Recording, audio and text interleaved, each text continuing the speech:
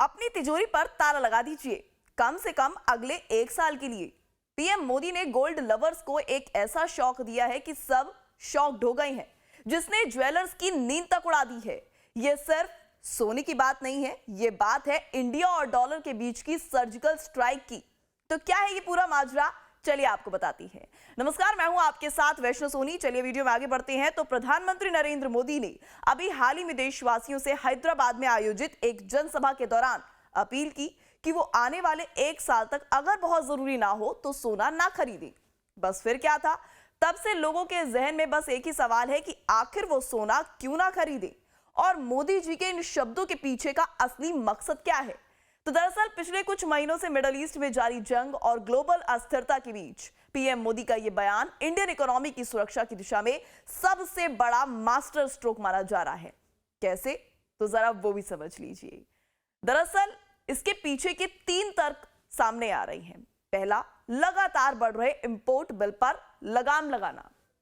भारत दुनिया भर में सोने का दूसरा सबसे बड़ा आयातक है। हम अपनी जरूरत का लगभग 90% सोना दूसरे देशों से आयात करते हैं। इसका भुगतान भी सरकार को अमेरिकी डॉलर में करना पड़ता है। महंगे सोने की जब मांग बढ़ती है तो देश का इंपोर्ट बिल भी अपने आप बढ़ जाता है और इसका असर यह होता है कि देश के विदेशी मुद्रा भंडार पर भारी दबाव पड़ता है। पीएम मोदी ने कहा कि यदि देशवासी 1 साल के लिए अपनी सोने की खरीदारी को टाल देते हैं तो सरकार को अरबों डॉलर की बचत होगी। इससे देश का फॉरेक्स रिजर्व भी बढ़ जाएगा, यानी कि फॉरेक्स रिजर्व जंग जैसी आपातकालीन स्थिति में क्रूड ऑयल और अन्य जरूरी सामान के आयात के काम आएगा। तो वहीं दूसरा तर्क है रुपए को संभालना और व्यापार घाटा कम करना। सोने के भारी आयात का सीधा असर डॉलर के मुकाबले रुपए की वैल्यू पर पड़ता है। जब हम विदेशों से सोना मंगवाते हैं तो इंटरनेशनल मार्केट में डॉलर की डिमांड भी अपने आप बढ़ जाती है और डॉलर के मुकाबले रुपया कमजोर होने लगता है। रुपए की गिरावट से देश में महंगाई बढ़ती है और दूसरी आयात की जाने वाली चीजें अपने आप महंगी हो जाती हैं। तो इस बीच प्रधानमंत्री नरेंद्र मोदी ने इसलिए ऐसा कहा है। उनका यह मानना है कि सोने की डिमांड में कमी आने से व्यापार घाटा यानी कि ट्रेड डेफिसिट कम होगा। जब हम कम डॉलर को बाहर भेजेंगे तो रुपए को मजबूती मिलेगी। इससे महंगाई पर लगाम लगने के साथ ही ग्लोबल लेवल पर भारतीय रुपये की साख भी बढ़ेगी। वहीं तीसरा जो सामने आ रहा है तर्क वो ये है कि डेड इन्वेस्टमेंट को रोकना। जी हां, भारत में सोना हमेशा से ही निवेश आकर्षक विकल्प में रहा है।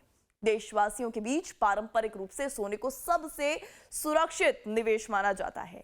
पिछले कुछ समय में सोने के दाम में आई भारी तेजी के कारण लोग अपनी सेविंग्स का बड़ा हिस्सा सोने में ही इन्वेस्ट कर रहे हैं। पीएम मोदी की मंशा है कि लोग डेड इन्वेस्टमेंट यानी कि वो इन्वेस्टमेंट जो आप अपनी तिजोरी में रखते हैं वो वहां रखने के बजाय उस पैसे को देश के डेवलपमेंट में लगाएं। यदि लोग सोने के बजाय बैंक, एफडी, म्यूचुअल फंड या शेयर मार्केट में निवेश करेंगे तो वो पैसा इंडस्ट्री और ट्रेड को मिलेगा और इससे देश में रोजगार के नए मौके भी सृजित होंगे। बुनियादी ढांचे का भी विकास हो पाएगा। तो ये है वो 3 फैक्टर्स, 3 तर्क जो पीएम मोदी के इस फैसले के पीछे की बड़ी वजह माने जा रही हैं। वहीं मोदी जी का कहना तो ये भी है कि देशभक्ति केवल सीमा पर खड़े सैनिकों तक सीमित नहीं है, बल्कि देश की आर्थिक नींव को मजबूत करना भी हर देशवासी की जिम्मेदारी है।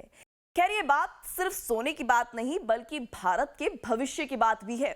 अब इस पर आप क्या सोचते हैं, हमें कमेंट सेक्शन में जरूर बताएं और इस तरह के वीडियो को अपने उन दोस्तों के साथ खास तौर पर शेयर करें जो जल्द ही गोल्ड खरीदने का प्लान बना रहे हैं। इस तरह की अगली बड़ी अपडेट के लिए हमारे चैनल लाइफ टाइम्स को याद से सब्सक्राइब कर लें। धन्यवाद।